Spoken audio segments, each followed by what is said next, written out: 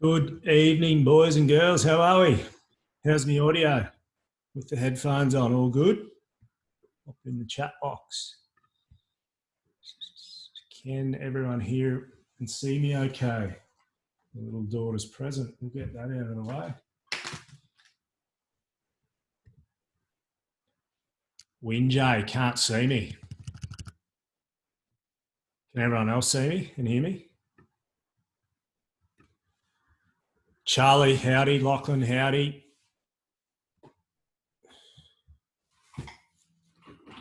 Let's clutter out of the way. Ashton, g'day. Sam, Andrew, Harrison, Daniel. I've changed spots. Yes, I have. In my office, I don't know if you guys ever noticed, my audio goes a bit in and out. And I think it's because I was away from the Wi-Fi box. So I've tried a bit of a change of scenery. Boycey.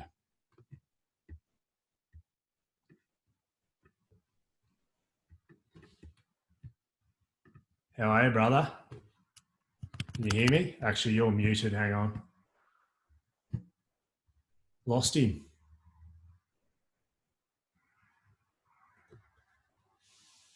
Callum, I've moved because of Wi-Fi, mate. So I'm trying to get a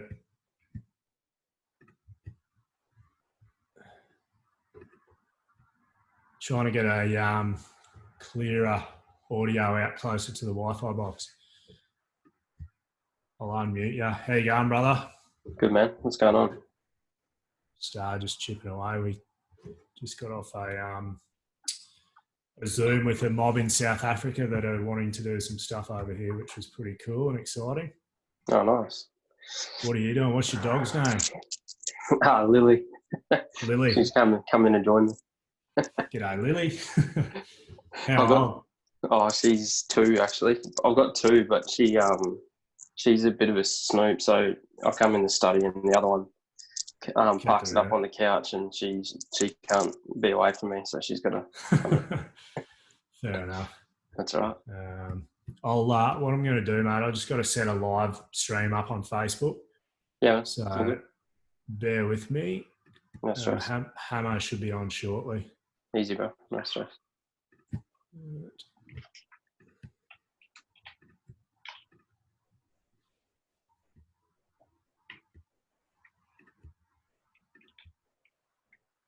How you going, man? You been all right?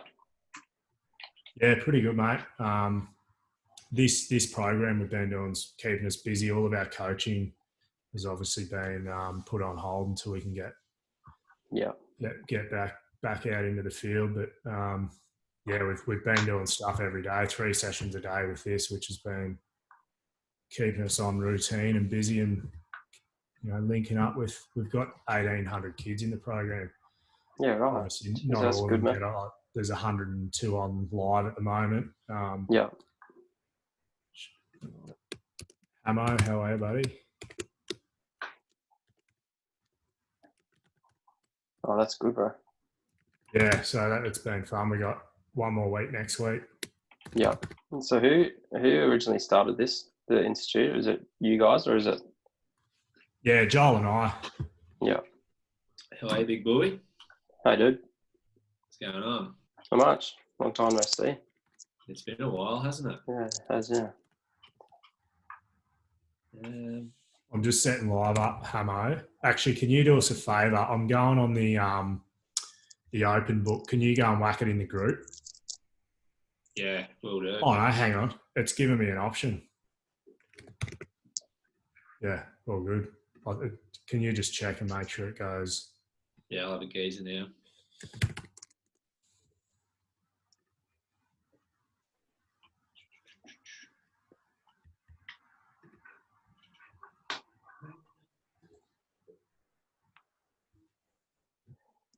Yeah, looks like we are live. Yep. On both? We are live on the fan page, and I'm just having a look in the group now.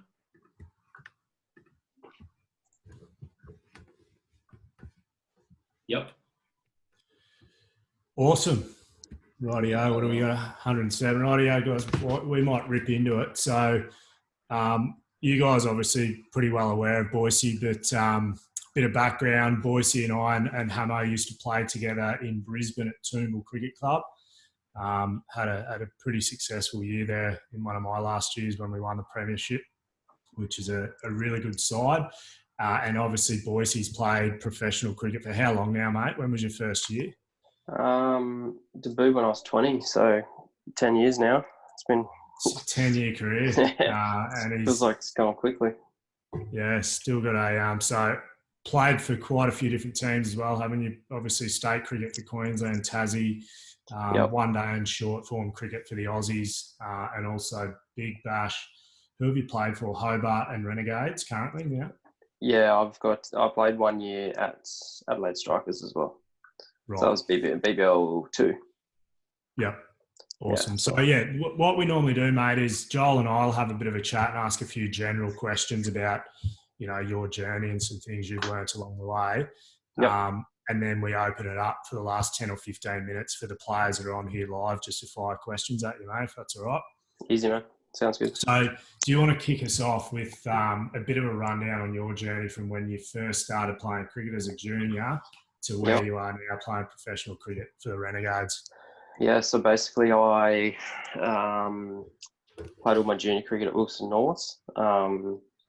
Obviously the North Cricket Club for all their senior stuff. So yeah, played that up till I was about 15, and then got the opportunity to go to Toombul when I was 16 through Harry Fry, who a bit of a stalwart at the club. He's no longer there anymore, but just got the opportunity to do that, and then went over as a 16-year-old, and I didn't think that I'd end up doing what I have now, but I played first grade that first season that I went over there, and it was a real quick transition. I played one game of thirds, one game of seconds, and then straight into ones, and then pretty much ticked away in first grade for the next few years. Got till I was doing an apprenticeship at the time, so I was pretty busy with that, and obviously finishing school.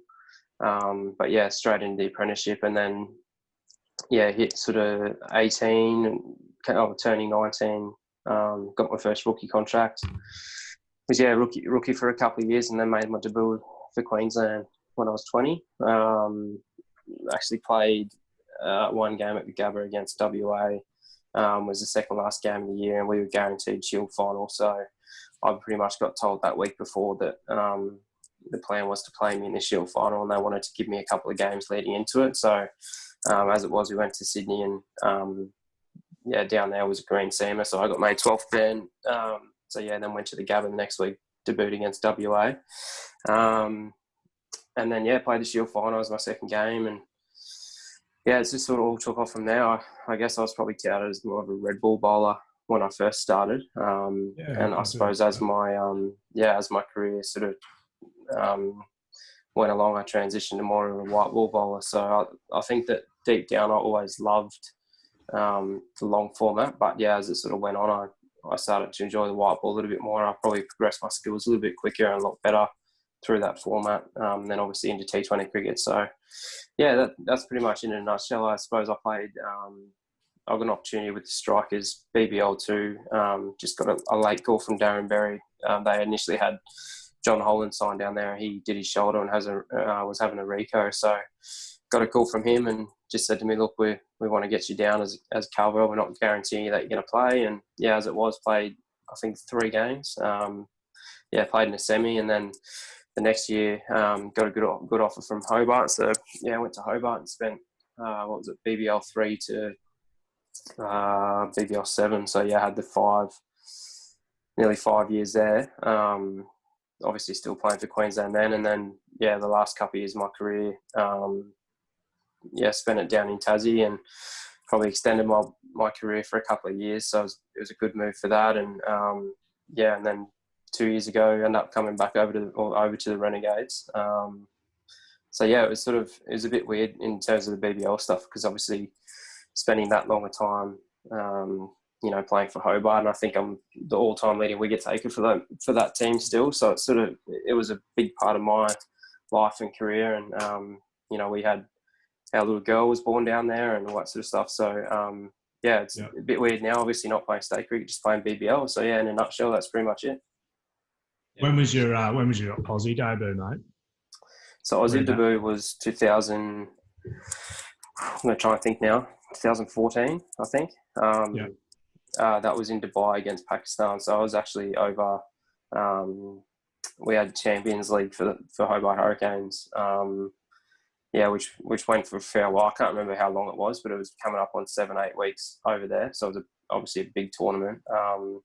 And then got the call, found out I was playing, so flew straight from India into Dubai, and I was only there for 3 days. Literally flew in, had a training day, played the next day, and then left the next day. So it all happened really quick. But obviously, I think I played 7 games all up over probably 2 or 3 years, I suppose. There wasn't many games in that period of time. So debut for them then, and that was obviously an amazing experience playing over there against Pakistan.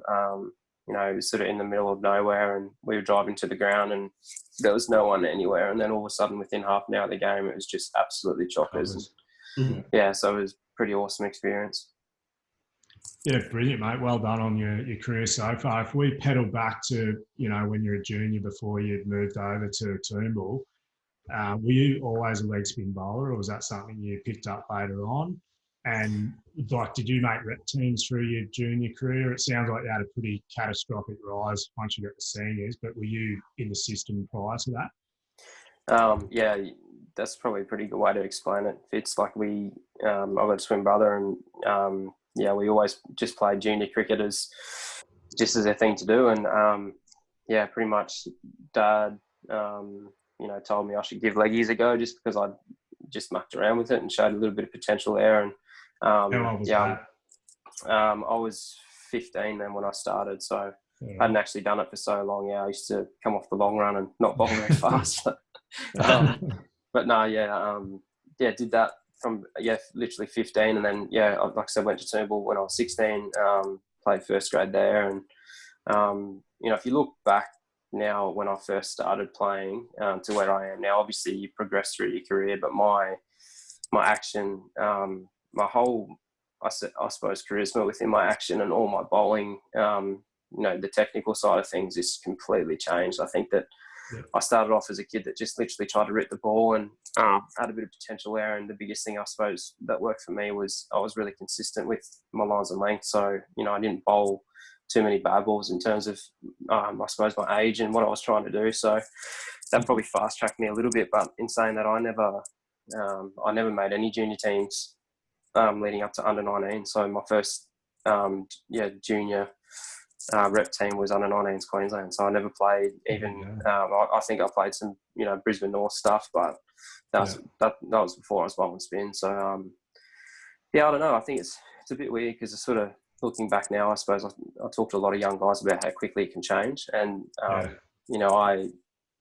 hand on heart, I know for a fact I did not ever expect to play professional cricket for one season, let alone 10. So, that's just the way it worked out. And obviously there's a lot of hard work that's gone in, along the way. But it was sort of realisation that about 16, 17, that there was a bit of potential there, and just pretty much got stuck in, and here we are.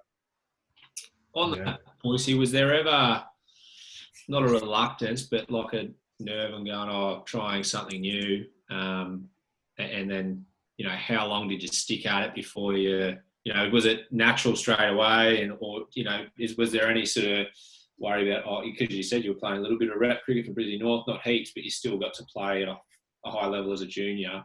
Yeah. Was there ever any worry about, I'm going to take up spin now and I don't want to stuff it up, or I don't want to miss my opportunities?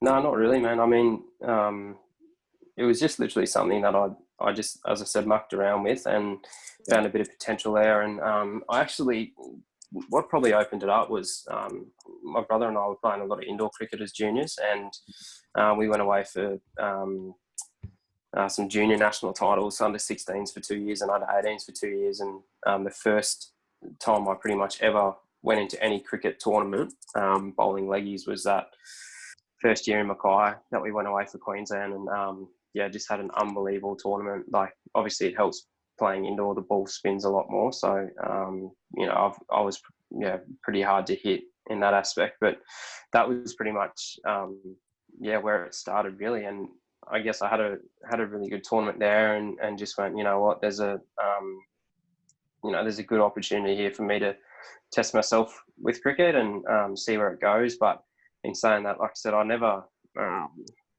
took it that serious, and I mean, I don't take it that serious still, but I guess when you go through the first few years of being on contract, you do, and you realise that you got a really good opportunity there to, you know, live a really happy and healthy life, and training all the time and doing something that you love. So you obviously put in the hard work and whatnot. But yeah, I honestly cannot believe how long I played for, considering, you know, I still remember now when I first started my apprenticeship, I was just thinking, you know, I'm in here for 4-year apprenticeship and finish it up and playing first grade on the weekends and having fun with some friends. I think what probably helped me there was for the first 2 or 3 years of my first grade career with Toombul, we weren't that strong. And I think we won 2 games in our first 2 seasons. And myself and Linny actually debuted the same game, or might have been one game after each other. But I think the fact that we weren't so strong through that early period meant that we got to play a lot of games. So we were probably pretty lucky there. I mean, I took a 5 in my first grade game, and I reckon after that I went, you know, 5 or 6 games where I probably struggled a little bit. But yeah, I suppose because we weren't going so well, and we had some senior players there that wanted to take the team into a new direction. Yeah, we were pretty lucky that we kept getting picked and were allowed to keep playing. So like I said earlier, just sort of catapulted from there. And I'm not lying when I say that.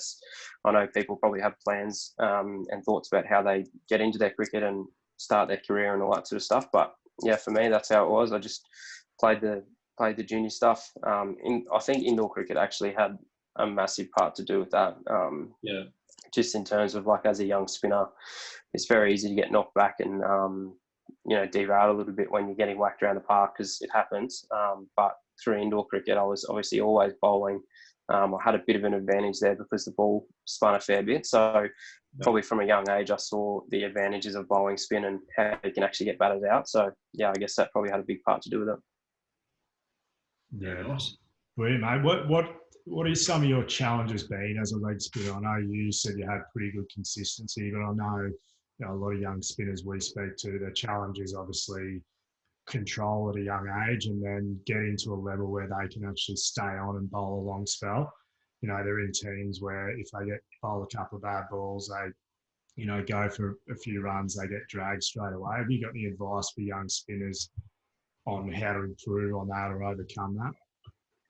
Yeah, I think, I'm glad you made that point, because that was a big challenge for me. I was really lucky, in fact, that I had good captains from when I was 16, first playing first grade, right up until I started captaining myself at that level. So I was always pretty well looked after in that regard. So, just sort of going through now, even towards the end of, I suppose when I was about 24, 25, having Gavin Fitness, Jimmy Mark come to the club for a couple of years. So I always had good captains there to back me. And that, as a younger spinner, is so important, because, as you said before, there's a lot of times when you come on the bowl, you get hit. The hardest part is staying on. And in actual fact, it's not too dissimilar to what happens in state cricket. I reckon my first couple of years that I played first class cricket, that was a really big challenge for me, is figuring out a way, especially at the Gabba, to come on and bowl well enough to actually stay on. Because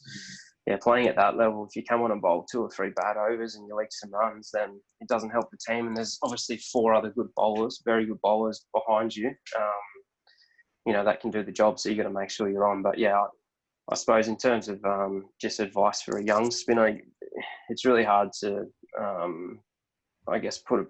pinpoint what to really talk to them about. But I suppose, you just got to have a really good relationship with your captain and your coach first and foremost. So, you obviously got to have good plans and, know the wickets that you're bowling on, whether they're spinning or not. And there's a little bit of advantage there for you, and the fields that you need to set. And just figure out a way to stay on. I think looking back now, my yeah, my biggest challenge that I ever had was when I first started bowling leggies, I bowled everything cross seam. So, I didn't really think much about that. It was just how I bowled. Like I picked the ball up at that age and I just bowled because it was comfy. Yeah. And I found that I could spin the ball a lot more doing that.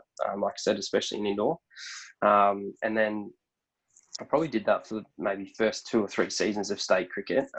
And then, I had a little bit of success early, and then as it went on, sort of got 7, 8, 9, 10 games in and started to realise that the big guys up there, the best batters in the country, if you're not putting shape on the ball and you're relying purely on spin and on Aussie wickets, the ball doesn't really spin. They just whack you. So I had a big transition there from bowling cross seam and doing something that I was really comfortable with for 5 or 6 seasons, going into bowling with the seam, figuring out, doing a lot of work on the cameras and at the NCC or the academy at the time, figuring out, how much I read the ball and where I like my seam position and where I needed to, have that in terms of getting, my best results out of the ball and still spinning the ball as much as I can, but actually keeping the shape on it. And I still remember now, like I've built a pretty good relationship with Nathan Lyon now. And, the best thing about Gaz is that he, the reason why he's so good is that he just gets that crazy drop and obviously spins the ball a long way for an off spinner, but the shape and the drop that he gets is so hard to A, attack against and B, defend against. So that was, probably the biggest thing that I learned is that you have to actually get shape on the ball, because if you're relying purely on your spin, then the best batters in the world, they just belt you. So, yeah. And you said a bit earlier that you started off, you saw yourself more as a red ball bowler, but then probably transitioned more into white ball. And I think that's really important for kids at his age. Like, obviously, short form's here to stay. It's really popular. Yeah. How did you go about, like, I guess, what are your plans in red ball, or what do you think is important in red ball cricket for your bowling, and what things do you think are important for a spinner in white ball cricket? And then how did you go about sort of balancing that in your training and, going from one to the other, I guess? I suppose towards the end, we were pretty lucky in the fact that, obviously Big Bash is played over Christmas time. You have, I think it's 6 games of Shield cricket before that. When I first started, we used to play Shield games or a one-day game and then stay. Like, for instance, if you play in Melbourne, you play a 4-day Shield game, have a day off and then play a one-day. So that was quite challenging in terms of, you could spend 2 days in the field, bowl 45, 50 overs, really repetitive red ball stuff, and then have a day off, and all of a sudden you've got to change your plans. And the whole aspect about, everything that you do with your bowling, I guess I changed little things on the way. I always was looking to get the best out of my action, and what I mean by that is I used to start off, when I first started off, I was very front on bowler. Hence why I never used to get that much shape on the ball. So I found that playing those red ball games and getting those overs under my belt really helped me for the white ball stuff. Because by the time I got to that format, I wasn't worrying or thinking about anything within my action or anything like that. It was purely about, who are we playing against? What are my plans to certain batsmen? And then just sort of tinkering with that a little bit. But at the same time, like I said, my first couple of years that I played one-day cricket for Queensland, I did do that. I bowled cross seam, and you probably get away with a little bit more because batters obviously coming after you most overs and whatnot. But same thing. Had some success early, and then found it a little bit difficult. So sat back and thought, I need to work on it again here and start getting some shape in the ball and all that sort of stuff. So some people probably find the transition more difficult than others. Like for me, I reckon I found it difficult at times, but majority of the time, there wasn't too much, thought going around. It's hard to put into words, I suppose. Like I didn't really think about it that much. I just pretty much bowled because for me, I was all about feel. Like I used to hate watching footage and sitting back and talking about all that sort of stuff. I feel like my best strength was I could come on and figure out how a batsman was going to try and score against me and then try and get him out. And I still think that's one of my biggest strengths now. And T20 cricket, the way it's progressed now as well, I think that's probably helped bowlers. I think it's certainly gotten were getting harder as a bowler. Like, no doubt, every year that I play, seems like the grounds are getting smaller and wickets are getting flatter and they don't turn and all that sort of stuff. When we win, it's just a spinner whinging. But yeah, that's just the way it is. So you just got to constantly figure it out. And I suppose I say this all the time if I get asked that. Yeah, that was probably my biggest strength, is that I just felt like I could, no matter what the situation, I could try and conjure something up to try and get us a wicket. Yeah. Yeah, love it, mate. Have you got any questions, Hammer, or do you want to roll into? Yeah, yes. Oh, yeah. Actually, I was thinking the same thing. That transition from red and white ball, but also the pace. Like, does that ever vary? I hear a lot of blokes talking about their pacing and the pace that they bowl the ball in different formats. Like, is that a big thing for you from playing red ball cricket to white ball to T20? Like, is there anything really that helps in that regard for young spinners coming through? Yeah. Do you change your pace at all? Or your trajectory? Do you want flatter, quicker, anything like that through the air? Yeah, you do. Once again, that just depends on what grounds you're playing on and what the wickets are doing. I always felt that obviously the slower the wickets are, the quicker you have to bowl. And that's not to, say you need to jump 10 kilometres in pace, but, my pace that I like to bowl at's anywhere from 78 to about 82 clicks. And that's just the pace that I find that I can still get really good shape and good spin on the ball. But going into a slower wicket, I'd probably push that up to about 87, 88. And then now that T20 going the way it is, there's a bit of a theory there that, much like the quicks, you bowl into the wicket, try and hit the top of the stumps, and that's the hardest ball to hit. So for me to be able to do that, I've got a few different paces that I can bowl depending on the length that I want to bowl. For instance, if I want to, I guess, to give you an idea of my plans for that format, I try and hit the top of the stumps every ball that I bowl. Just being, I guess the hardest place to hit. The hardest thing for a batter to do is hit that length. So for me, I can bowl a slower pace with a fuller length to hit the top of the stumps, or I can bowl a quicker pace with a shorter length to hit the top of the stumps. So that's probably where you get heaps of deception from a batter's point of view, and you can sort of work with that. But yeah, I guess I can sort of change my pace anywhere from 78 up to about 95, 96, and I know some spinners can get it up to about the 100 mark, which is pretty impressive. But I think my action and my run up probably dictates that. I can't get up to that sort of pace, whereas someone like Rashid Khan has that sort of run in action where I'm sort of walking.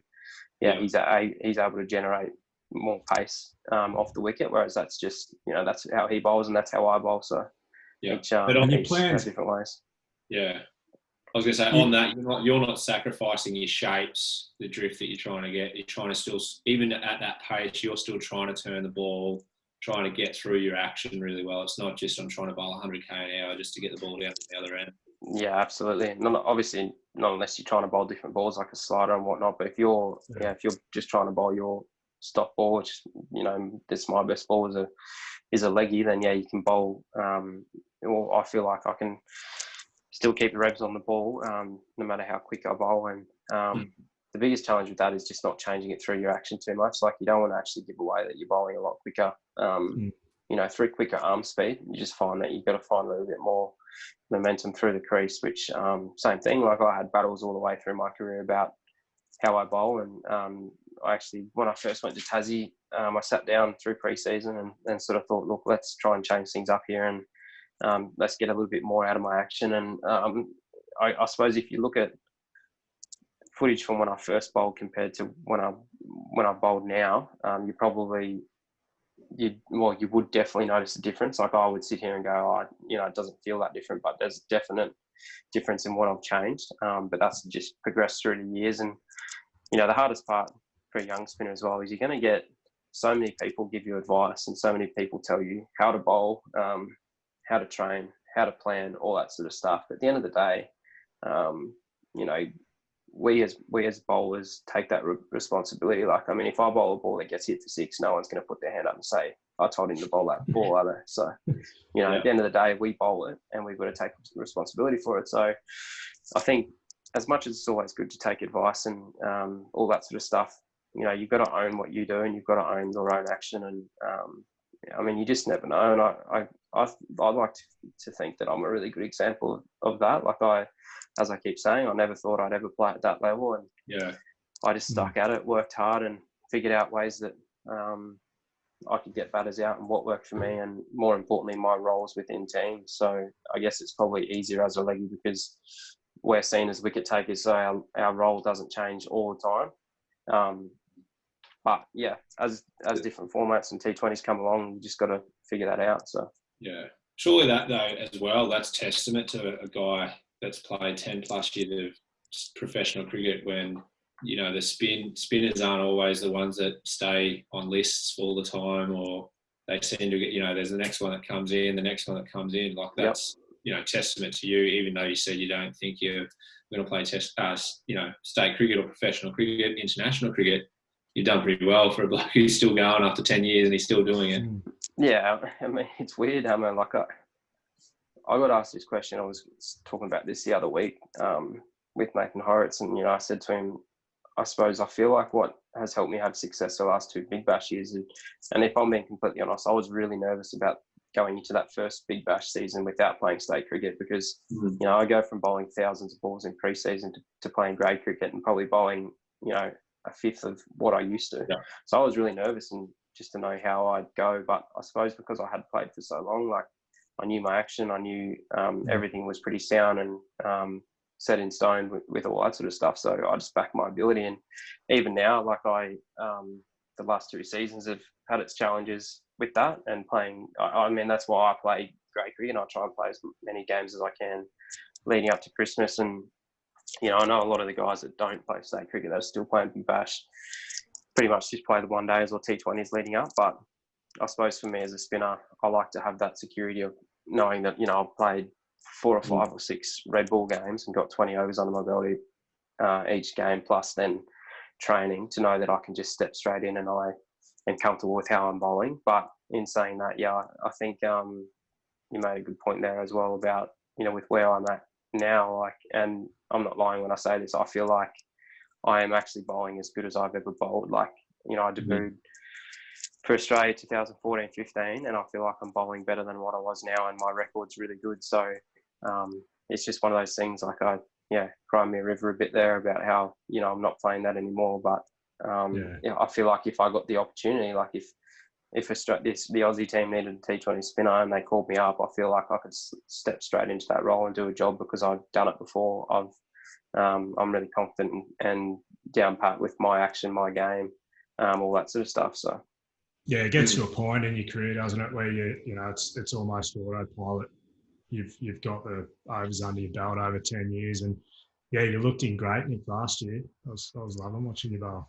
Yeah, it's been good fun. It's probably helped playing for the Renegades as well. Like, I mean, the first year they went down with Andrew McDonald as coach, like it was such an easy transition. As I said, I was pretty nervous about going to a new team and not having that preseason and whatnot. But Ronnie made it just such an easy transition. You know, I come in and he said, mate, I picked you for you. I want you to bowl you and we'll tinker with stuff if we need to. But yeah, to this day, like he never once, and I know it's easy to say this because we won that year, but he never once throughout the year said to me, hey mate, I didn't like the way you did that, or you shouldn't have bowled this ball, whatever it was. He was all about, you know, own your own bowling or batting or fielding, whatever you're doing, and most importantly, own your mistakes and learn from them. So there was a lot of times through that year where I bowled balls that I shouldn't have bowled, or you know, didn't get out of overs to help the other guy at the other end and that sort of stuff. And we spoke about that. But I guess, yeah, him being where he was in his coaching career and obviously had a very long career for Victoria and played for Australia, he understands the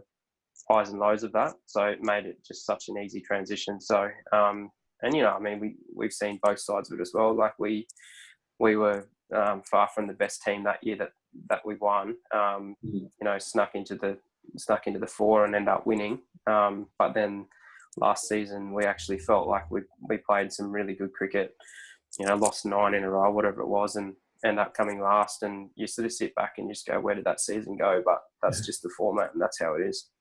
Yeah. Yeah. No, good, mate. Well, Hamo, was the quiz prize? Yeah. I was about to say, Benny Cargill is the only one that's on out of all the attendees. So I don't have access. Ben Cargill. Yeah, so Boycey, what we do is we have a Friday night quiz.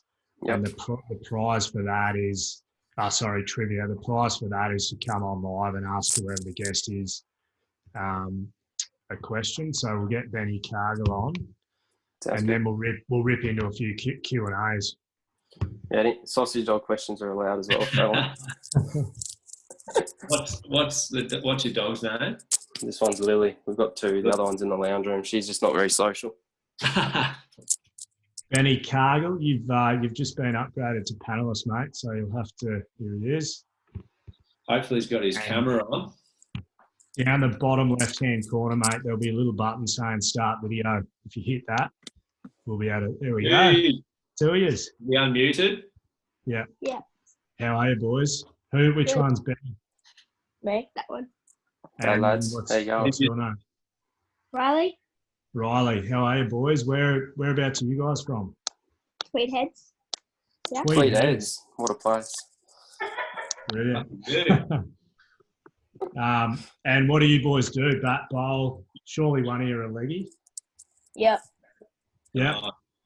Ripper. I can bowl leggies. You might end up like Boycey then. Have They're a crack at it. pretty easy to bowl, if I'm being honest. So it's not.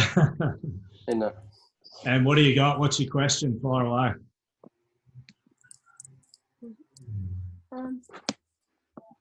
Yeah. When did you start playing cricket, and how did you start? He's answering that. That's right. I pretty much started probably under 8s, under 9s. But I was lucky enough. I got a twin brother, so we played all the time in the driveway and that sort of stuff. So just started off from a really young age and just enjoyed it. And as I said earlier, with the chat that I had to the boys, like I could imagine that it turned out the way it is now. So it's probably a really good sign or indication to anyone out there that has a bit of a dream there to be the best they can be at whatever they're trying to do. Because I certainly didn't think that I'd get to where I was. So started off at a pretty young age and ended up being a fairly long career in terms of how long some guys play for. I've been pretty lucky. Good stuff, boys. How long have you boys been playing? 2 years. 2 years. Nice. Plenty. Got it all in front of you, boys. All right, thanks for jumping on. Cheers. I reckon the boys would probably have a few dust-ups like you and Chris would have as well. Yeah. It look like they'd go toe-to-toe with each other. See you, boys. Rightio, we'll roll into we've got a Q&A box here, Boyce. There's 92 of them, so you don't have to go really in depth, and we won't go through them all. And I just sort of go through and group. Have you got any? Yeah, I've got one lined up. Hayden Harvey has asked that he's a leggy. He can bowl a good leg spinner, but he's been struggling with his variations. Where do you recommend starting? Look, I think I probably said this again earlier, but it's not. I suppose being a leggy, people think that you have to come on and have all these different balls, and it's getting harder now because Big Bash, the way it is, and it's always on TV and that sort of stuff. And you see these spinners from all around the world, and some subcontinent spinners, have 5-6 different balls. That obviously works, but that same for me. Like, we spend a lot of time working on our trade, so by the time you get to sort of 24, 25, 26, whatever you are, you have all that down pat. But as a young spinner, I genuinely believe you don't have to worry about that too much. Like, if you can land your leggy really consistently, you'll find that a lot of the other younger batters actually really struggle with that. I think most of the time when they are looking to hit you, they're actually looking for you to change it up and bowl different lengths because they're trying to put you off your game as well. So if you can just stick to your leg spinner, get that down pat, and work really hard on that, then that's a really big key, I think, because I actually was speaking to someone a few months ago about this, and there's obviously footage there, so if anyone wants to go back and look at it, but I'm not lying or putting any mayo on this whatsoever. But in the last 2 seasons of Big Bash, I bowled 3 wrong-uns. So people sort of sit there and go, well, you need to bowl all these different balls, but in actual fact, different bowlers have different ways or their ways of being successful. So that works for me, might not work for everyone, but I'd say don't stress about that too much. Just work on your stock ball and get that down pat, and you'd be surprised how well you can go. Yeah, love it, mate. And you've actually got a pretty good rolling too. You used to stitch me up. Ryan Royce has asked. That's not that hard, but come on. Come on, mate. Ryan Royce has asked, how do you deal with crowd pressure in big stadiums? Look, it's funny. It's funny I get that question because I was actually thinking about this the other day. Like, I've been pretty lucky in the fact that, I've played in front of some really big crowds, and it is at times easy to get sidetracked with that sort of stuff. But same thing, I think the first, couple of years that you play, you obviously take a step back and you realise what you're doing, and you hear some external, noises, being the crowd or, other people wanting you to bowl a bad ball, that sort of stuff. But you just learn to sort of block it out. I know, I think it's probably one of my biggest strengths as well, is that every time I've played in a team, I've had a really good relationship with my keeper. So I tend to talk a lot to the keeper even when I'm not bowling. So running in between overs, all that sort of stuff, just continuing talking to him and making sure I'm on top of what's going on in the game, because obviously the keeper catches every ball. So that's probably one way that I do deal with it without sort of thinking about it too much. I know the last couple of years, I've been really lucky to bowl or have some keepers in my team which have been unbelievable. But Sammy Harper at the Renegades this season has been really good for me for the last 2 years, just because we've just formed a really good relationship off the field, and he understands my bowling. So, he'll come to me, 2 or 3 overs in the power play and say, Boycey, some off cutters are gripping a little bit, so maybe it's turning a little bit more, that sort of stuff. So I guess in terms of the crowd pressure, I don't really think about it too much because I'm always sort of locked into that contest. So like just continually talking to the keeper or asking questions. But it can certainly be a challenge for anyone, really. I would say that even the best in the world would have times where the crowd certainly gets in their head or on top of them, because let's face it, like you play some games with 50, 60,000 people there, it's obviously pretty hard not to see what's going on. So the other thing that probably helps me as well is Finchy at the Renegades, and Tommy Cooper when he was captain, and Dan Christian when he was captain last year. They're not exactly the sort of guys that you want to be not paying attention to. So you sort of learn to you figure out what you need to do in terms of, for me or us as a team, we've always got to have eyes on the captain. So not that you get in trouble for it, which certainly has happened at times, but you just learn that it's really important that you keep an eye on the captain, because he's trying to run the fields and all that sort of stuff. So that's just an easy way to obviously block that out. You just continually looking at him and making sure you're paying attention. Nice. Sophie Martin, she said, what are some tips you give a young spinner that gets a lot of turn? How would you adjust your line and length for super bouncy cement wickets? So obviously she struggles a bit with getting that turn and bounce to be able to control. Yeah. Okay. So, well, one thing I'd say don't be afraid to bowl fuller. So, bowling a full toss is better than bowling a half tracker. So, if you're spinning the ball a fair way, you obviously want to be fuller, because the shorter it is, the more it sits up and the more you can see the ball before you hit it. So, don't be afraid to bowl nice and full. But you can actually do some drills to help that a little bit. So, one thing that I still do now, so one of my routines before a T20 game is I'll bowl anywhere from sort of 6 to 18 balls with a marker on the ground, on-off stump. So I never take the marker to leg stump, because I think it just encourages me to try and spin the ball too far. So I'd literally put it on-off stump and just try and bowl it landing on-off stump, spinning to first slip. So if you look at that and the line that creates, it's actually not that much spin. It's probably only a foot. So just teaches me to get in a really good habit of making sure I'm getting over the ball, getting shape, and not spinning it too far without losing that sort of stuff. So, I just say, don't be afraid to bowl really full, especially on those sort of wickets that obviously bounce and spin a fair way. Try and get nice and full. Don't get deterred if you bowl full toss. Like, as a spinner, you're going to bowl some bad balls. So, just always think fuller is better than shorter. So, just keep doing that, and you'll find that if you have a little look at that drill that I just said and not try and spin it too far, just spin it to first slip, it'll help you just control your spin a little bit more. There you go, Soph. Right, Ishan has asked, I'm going to add something to it as well. He's asked, how did you feel getting Virat Kohli out? And I'm also going to add, what was your mindset around bowling to him and what was your plan to him? Oh, yeah, look, it was obviously pretty cool to get Virat out. Like, I suppose leading up to that series that I played, he had probably just started hitting his peak. I remember I played him a couple of years before that in a Prime Minister's game where I was lucky enough to get him out as well. He chipped one back to me, and it wasn't really a great ball. It was just a standard ball, but yeah, chipped one back to me. And at that time, he was only, he probably would have been 19, I reckon, but, not who he was at that time. So obviously you just go, I still remember I got Rahul Dravid out and I was bowling to him at the other end as well. So for me, I was like, this is pretty cool. And I didn't realise that Virat was, I suppose, going to turn out to be who he is. Yeah. But yeah, leading into that series, we obviously knew that he was a massive wicket. He's the key to all of India's success. So, we had our specific plans. I know that I bowled to him, in the first game at Adelaide Oval, and I actually bowled really well to him, tied him down for 3 overs, and the power and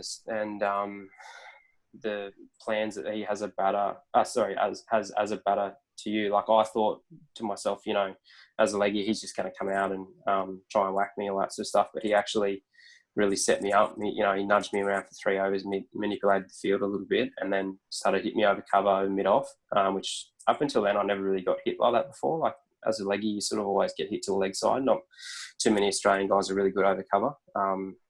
So yeah, like, we went into that game. He probably didn't get the better of me that first game, but I bowled really well to him.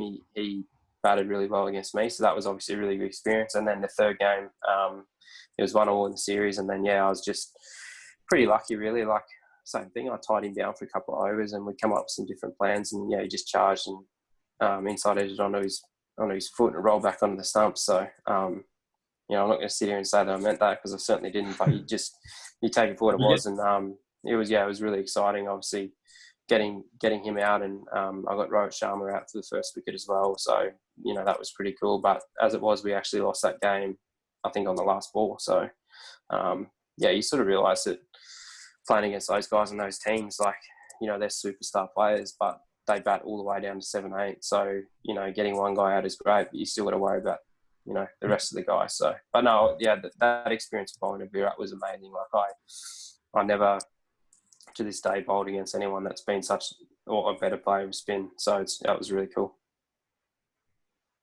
Awesome. We've got young Jamie Worth. He said, "Hey Cam, he's 10 and he's playing up in the 14s, under 14s, and he's a leggy." He said, "Have you got any advice on how to get a captain to back him more with an attacking field? He's got good control, good variations, but he's lost a lot of wickets because of a too defensive field." That's a pretty good question for a 10-year-old. Yeah, that's not bad. It's pretty good effort playing under 14s as a 10-year-old too, actually. Yeah. But no, I guess that's a really hard one. I suppose, like I said earlier as well, like, you've just got to have a really good relationship with your captain. I suppose at that level, your parents are a big reason why you play, and obviously take you to the ground. So I guess you could, talk to your coach, and I'm not sure if you have a set captain at that age, week in, week out, or how that works. But yeah, you've just got to have a really good relationship with them, and just an understanding about what you're trying to do. So, if your captain comes to you and says, "Look, you're the leggy, we want you to take wickets, so we're going to set attacking fields, and we don't care if you go for runs," that's great. But there's no point setting defensive fields and expecting you to be attacking. I'd always say, without over-attacking, don't be afraid to take responsibility for your own field. At the end of the day, your captain or your coach might say, "We want this field," but if you're bowling the ball, then it's your decision and your right to set that field, because you're bowling, and the outcomes are all on you. So don't be afraid to make a decision on that. And at the end of the day, I think your captain will always back you in. Like, if you get hit, you get hit, but it's no different to quick bowlers getting hit or an offie getting hit. So everyone's going to experience that at some point in their career. So yeah, just don't be afraid to have a chat to them about what you're trying to do, and just make your plans really clear to them. I mean, there's certainly been a lot of times throughout my career where I was really trying to nut out a plan and work towards that, where I was probably not on the same page as a captain. So it's just really important that you communicate that with them and you're on the same page. Sweet. Yeah, love that answer. Good stuff, Boycey. Well, we've got another session with a club at 8 o'clock we've got to get onto. So we might finish with some rapid fire ones. You don't have to go too in depth because there's always a lot of questions around, favourite player, hardest player you've faced, hardest batter you've bowled to and things like that. So who's the hardest ever batter you've bowled to, do you reckon, to get out? Hardest ever batter I've bowled to get out. Look, there's obviously been a few, and I'll try and keep this short. But one person I always found really tough to bowl to was Cameron White. I just feel like he had a really good plan against my bowling. I spent my first 5 or 6 years of my career bowling against him every year. So, yeah, there's obviously been some big ones in Virat and AB de Villiers and those guys. But yeah, Cam White is obviously a very good player, and he's been really hard to bowl to. Yep. Who's the fastest bowler you've ever faced? I faced Sean Tate at his best when I first came into Big Bash. We had some, even when I was playing with him at the Strikers, we had some trial games and he was bending his back a bit there. But yeah, I faced him before that when I was playing against him, and yeah, he was rapid. So I was lucky enough that I played with him at the Strikers and then the next 4 years at Hurricanes. So we sort of had a bit of a running joke that I would never spin the ball too far if I bowled to him, so he could whack me out the ground. He never bowled short to me, so I liked that though. So I didn't care about getting him out. I was just happy not to cop that. Yeah, that's a good deal, I reckon. Yeah. Who's the hardest working player you've ever played with? Hardest working player. I'd actually go with Sammy Harper. The last couple of years that I've played, I think there's been a lot of guys there that have really good work ethic, but in terms of what he does and how he gets the best out of himself, I think that he's got a big future. Yeah, I rate him from what I've seen. All right, and what about best player you've ever played with on the same team, batter or bowler? That's a tough question. Actually, I'll go a little bit different for this one. So I did a Bulls Masters trip.